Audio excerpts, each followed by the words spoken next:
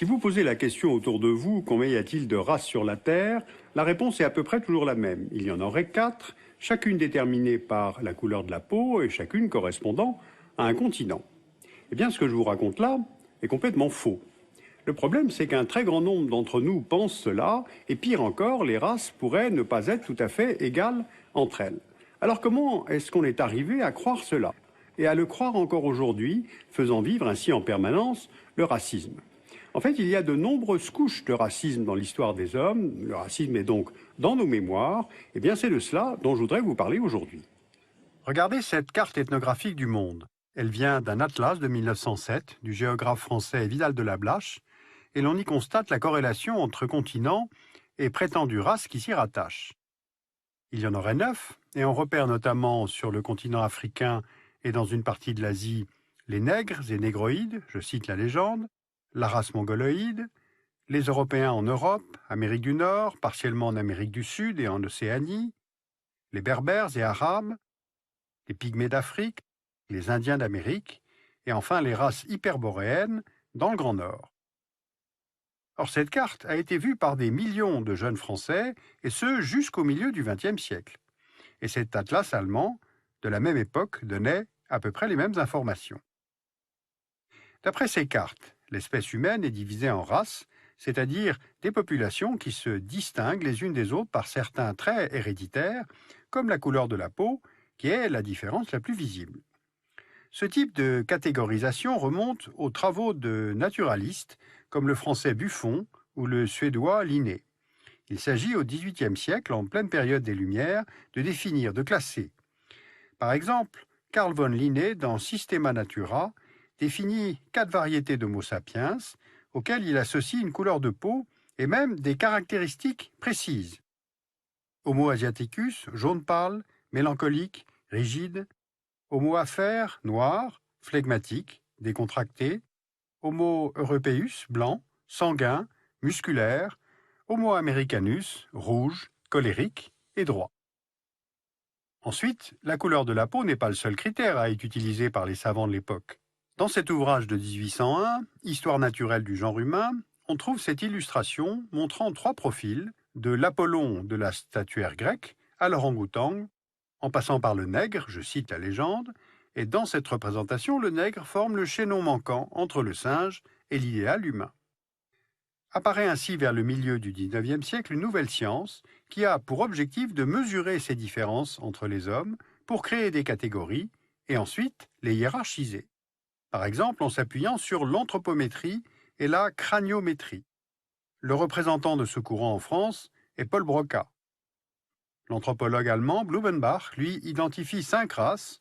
On lui doit la dénomination de variété caucasienne, c'est-à-dire blanche, et Blumenbach estimera que la race noire est perfectible. Les théories raciales se voient ainsi confortées par les apports de la science au XVIIIe et XIXe siècle et peuvent ensuite se diffuser largement. Par exemple, le manuel scolaire Le Tour de France par 2 enfants nous enseigne qu'il y a 4 races et que la race blanche est, je cite, la plus parfaite des races humaines. Et songez qu'entre 1877 et 1977, ce livre est vendu à 8,5 millions d'exemplaires, soit autant d'enfants qui assimilent ces idées-là à l'école. Et ces enfants ont été nos grands-parents, ou peut-être même nos propres parents. Alors cela explique évidemment en partie comment nous avons été conduits à penser de façon aussi fausse. Poursuivons notre remontée dans l'histoire. Au XVe siècle, le prince catholique portugais Henri le Navigateur conçoit de nouveaux types de navires, les caravelles. Et grâce à ces caravelles, Bartolomé Dias, Christophe Colomb, Vasco de Gama, Francisco Cabral, Magellan vont réaliser pour le compte du Portugal et de l'Espagne ce qui est vu par les Européens comme les grandes découvertes. Plusieurs traités successifs, arbitrés par le Vatican, vont permettre aux 2 puissances ibériques, le Portugal et l'Espagne, de se partager le monde, y compris celui qui reste à découvrir et à évangéliser. Ces découvertes donnent aux Européens l'accès à de nouvelles routes commerciales et à de nouvelles terres et richesses qu'il faut exploiter. Et pour exploiter, il faut de la main-d'œuvre, alors un nouveau type de commerce se met en place, dit triangulaire, et qui fonctionne de la façon suivante. Les commerçants européens vont chercher des esclaves en Afrique, les emmènent de force dans le Nouveau Monde et rapatrie ensuite les bénéfices tirés de cette force de travail gratuite vers les monarchies européennes. Ce commerce des Noirs, cette traite négrière, est un événement économique majeur dans l'histoire. Par sa durée, près de 400 ans, du XVIe au XIXe siècle, par son ampleur, entre 25 et 30 millions de personnes déportées, par son impact géographique et sociétal aux États-Unis, dans les Caraïbes, au Brésil et évidemment sur le continent africain lui-même. Et en fait, l'impact est bien plus qu'économique. Il est dans les mémoires, il est dans nos imaginaires. Au début du XVIIIe siècle, par exemple, les termes noirs et esclaves deviennent synonymes dans certains dictionnaires français. À la domination économique, institutionnelle, technique, militaire, qui est tout à fait réelle, l'Europe impose en plus une domination morale et religieuse. Elle estime avoir une mission civilisatrice, censée apporter le progrès et la foi aux populations d'Amérique, d'Afrique, d'Asie, d'Océanie, vues comme moins avancées. Une grande partie du monde est colonisée, et le partage de la quasi-totalité du continent africain entre puissances européennes à la conférence de Berlin de 1885 a été, à cet égard, tout à fait emblématique. 20 ans plus tard, en 1914, à la veille de la Première Guerre mondiale, voici à quoi ressemble le monde politique. On repère les empires contrôlés par la France, le Royaume-Uni, l'Espagne, le Portugal, les Pays-Bas, la Belgique, l'Allemagne, l'Italie. Ces puissances captent les ressources tout en expliquant au monde entier qu'il y a un sens unidirectionnel au progrès. Mais les Européens ne sont pas les seuls. On retrouve au Japon cette idée de supériorité et de mission impériale, l'empire du soleil levant partant à la conquête d'abord de Formose, de la Corée, du Manchukuo en Chine, puis un peu plus tard de l'Asie du Sud-Est. En Europe, l'idéologie nazie développe à l'extrême cette certitude qu'il y a des races et que la race aryenne est supérieure. Entre 1939 et 1945, le national-socialisme applique en Allemagne et dans le reste de l'Europe l'extermination systématique des Juifs, mais aussi des Tziganes, des Noirs, des Métis, des homosexuels, des handicapés, soit tout ce qui s'écarte de l'idéal aryen de la race. Donc on a encore cette idée de l'infériorité des autres. Du fait du nazisme, l'Europe se suicide, mais cela forme sans doute un tournant. La pensée et le discours sur la race aryenne, l'horreur soulevée par l'antisémitisme et par la Deuxième Guerre mondiale elle-même, vont faire évoluer la pensée sur la supériorité raciale du blanc. En 1945, les vainqueurs organisent un tribunal à Nuremberg pour juger le nazisme et son racisme fondamental. Et en même temps, les États-Unis, principal vainqueur de 1945, semblent immobiles à l'intérieur de leur propre pays. Alors pourquoi ? Il faut se souvenir de la guerre civile américaine. Elle débute en 1861. On repère sur la carte les 11 États américains qui font sécession de l'Union, voulant conserver les esclaves noirs comme force économique gratuite.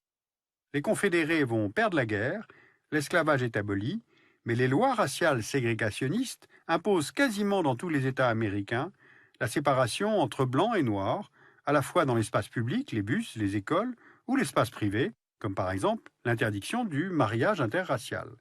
Et dans certains États, comme celui de Washington, les lois s'appliquent aussi aux peuples indiens. Eh bien, ces lois vont demeurer en vigueur très tard dans le XXe siècle. Le Civil Rights Act y met en principe un terme seulement en 1964. Et depuis, il aura fallu donc 50 ans, soit 2 générations, entre l'abolition du racisme officiel et l'élection en 2008 d'un président américain noir. Ce qui ne fait pas disparaître pour autant le racisme aux États-Unis. L'autre paradoxe se trouve dans ce même calendrier de la deuxième moitié du XXe siècle.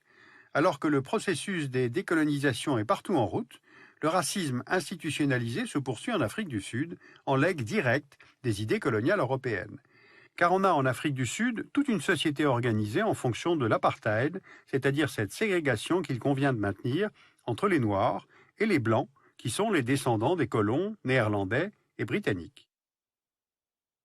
En 1951, le pays crée 10 Bantoustans, c'est-à-dire 10 États réservés aux Noirs, traduisant ainsi dans le territoire le développement séparé des races.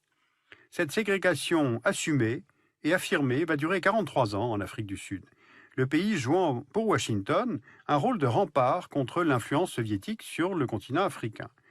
Il aura donc fallu attendre, non pas que les idées de supériorité aient évolué, mais que la guerre froide prenne fin pour que cesse l'apartheid. En vous évoquant ces quelques étapes et les mémoires qu'elles ont laissées, j'ai voulu vous faire bien mesurer la grande épaisseur historique du racisme. Aujourd'hui, on sait que le génome humain n'est ni blanc, ni noir, ni jaune. L'espèce humaine est une, et les êtres humains qui peuplent la planète partagent tous une origine commune. L'Homo sapiens a émergé il y a environ 150 000 ans en Afrique tropicale, puis il a peu à peu migré hors de ce continent il y a 60 000 ans, pour venir ensuite coloniser l'ensemble de la planète au cours des millénaires qui ont suivi. Cette dernière carte nous montre la répartition moyenne des couleurs de peau dans le monde. Les variations de couleurs, claires ou foncées, sont le résultat de l'adaptation du corps humain aux conditions environnementales et climatiques. La couleur dépend de la concentration de la mélanine, c'est un pigment produit par les cellules de la peau en fonction de l'exposition au soleil. La peau foncée offre une protection contre le soleil, puis elle s'éclaircit progressivement en montant vers les latitudes plus élevées. Elle s'adapte ainsi à l'ensoleillement qui est moindre et permet la synthèse d'une vitamine de croissance, la vitamine D. Cette carte a bien sûr cessé d'être exacte, elle a évolué avec les migrations, les voyages, les brassages et les métissages des populations, donc la mondialisation. Les avancées de la biologie, de la génétique, de l'archéologie ont donc permis d'établir qu'il n'y avait pas de hiérarchie entre les peuples. La question des races semble donc scientifiquement réglée, et pourtant le racisme réapparaît en permanence et sous diverses formes. Quand il ne s'applique plus à la couleur de la peau, il contourne. Et il s'applique par exemple aux noms propres, aux locataires, aux candidats à l'embauche, il se déplace vers la religion de l'autre, voire à la catégorie de l'immigration. Donc vous mesurez la grande adaptabilité du phénomène. Alors pourquoi est-ce que ce classement entre les hommes est si difficile à dépasser ? Pourquoi est-ce qu'il réapparaît en permanence comme une construction politique ? Pourquoi est-ce qu'en fait, ça nous convient toujours ? En fait, ce n'est pas simple de parler du racisme, ce n'est pas un phénomène rationnel, on touche là à des questions émotionnelles, voire personnelles, et pourtant, les enfants naissent sans avoir la moindre idée de la couleur de leur peau. Donc, tout se passerait par la suite.